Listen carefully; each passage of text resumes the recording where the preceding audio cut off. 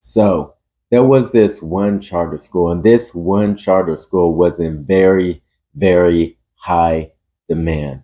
I mean, they would get thousands upon thousands of applications every single year. And the reason this charter school was in such high demand because they had a completely different structure. And this structure was very, very effective. They've never had one child that didn't graduate, come out of that school in honors, could go to any college they want, get any scholarship, go into any field. This school was amazing. And the way they functioned was this: every year, they would pick from this huge pot of thousands and thousands of applicants. They would pick a select few from that pot.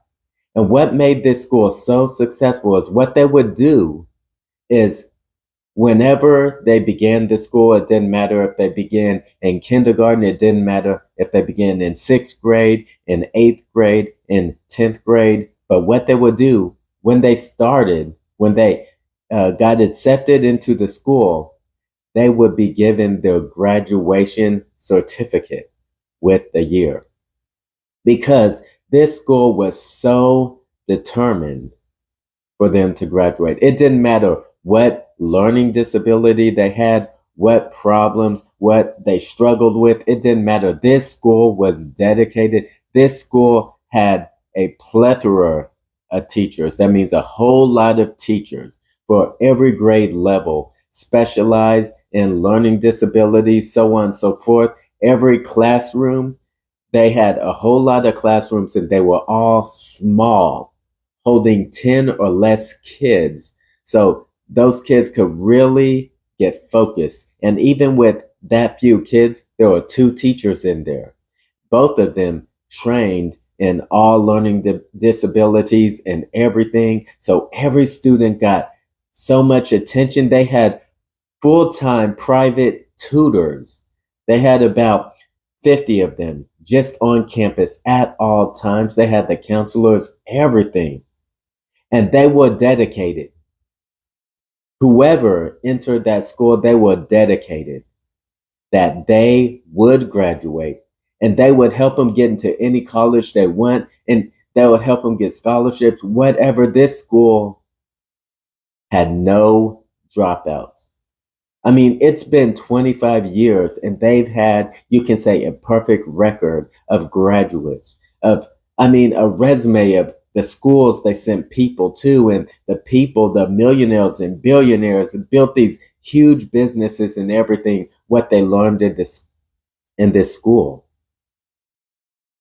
And that's what I want to talk about today. So Romans 8:28 through 30. And we know that all these things work together for good to those who love God, to those who are called according to his purpose. For whom he foreknew, he also predestined to be conformed to the image of his Son, that he might be the firstborn among many brethren. Moreover, whom he predestined, these he also called. Whom he called, these he also justified. Whom he justified, these he also glorified. Notice the unbroken chain here. Look at verse 30 again. Moreover, whom he predestined, so the ones that he set out the boundaries for. Remember, it started with he foreknew them. Remember, from eternity past, just like in our example, the school picked out of that huge pot of thousands of people, a certain few that they were dedicated to work with to graduation.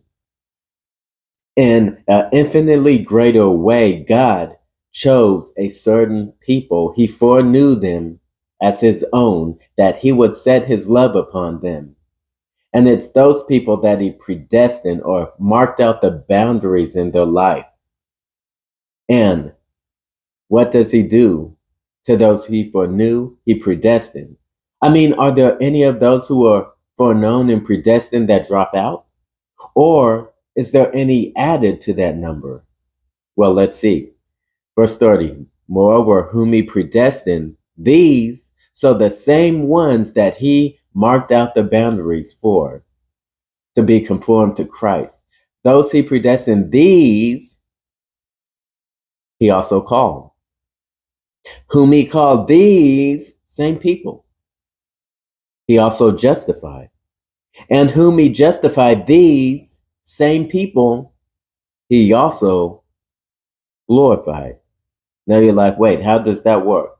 How can he also glorified? I mean, isn't our glorification future? Well, remember yesterday we talked about the plant? When the plant next to the glass, you started seeing the roots growing down, and we're like, is it a plant or is it not a plant? Well, already it's a plant, but it's not yet a plant. And same thing with the Christian. The Christian's roots who go out into eternity past, he is also glorified. He just hadn't broken through the soil yet. But you can go back and listen to that from yesterday. But anyway, you see, it's the same people. So from that group of people God foreknows as his own, they will be glorified because the process is already done. Remember the school? They gave them the graduation certificate the day they were accepted into the school. They gave them the diploma. Why? They haven't graduated yet. Well, in the eyes of the school, they were so committed. They were like, look, this is when you're going to graduate, and we're going to do everything in our power to make it happen. But see, here with the scripture, when God says, I'll do everything in my power, God is all powerful. And guess what? You will graduate when he has determined for you to graduate. You will be glorified when he is determined for you to be glorified. So listen, look, I don't know what you're going through, brother, sister. You who love God, remember in verse 28, it actually says, to those who love God, all things work together for good. And then so on and so forth. You who love God, you who have the love of God poured out in your heart, because you have looked to Christ. You have seen yourself as a sinner. You have no hope. So you look to the one who came from heaven, humbled himself as a man, and lived a perfect life so that he might put that on your record, so to speak.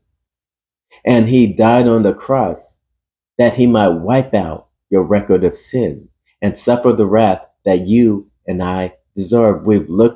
You who have looked to him as your only hope and denied yourself to follow him. He says, my sheep hear my voice. I know them. There it is, foreknown, foreknew. I know them and they follow me.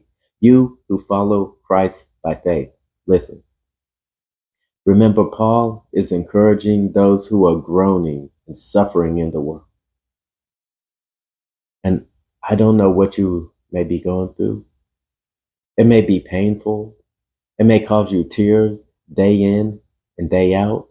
You might feel all alone. No one knows what you're going through. No one can understand. No one can empathize. No one can identify. I mean, you may be suffering financial problems, maybe a death of a loved one, maybe you have cancer, maybe you're dying yourself. I don't know what you're going through. Maybe you've lost a child, or perhaps you've lost a parent, children. I don't know what you're going through, but I want to encourage you, brother. I want to encourage you, sister, that in God's good purpose, there are no dropouts. You may feel like, I'm not going to make it. I can't do this. But you will make it. Why? Because it's not relying on you or me. It's relying on God.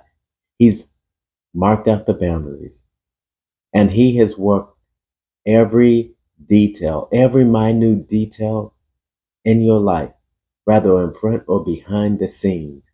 Every minute detail is the very best that could happen to you to conform you to the image of Jesus Christ.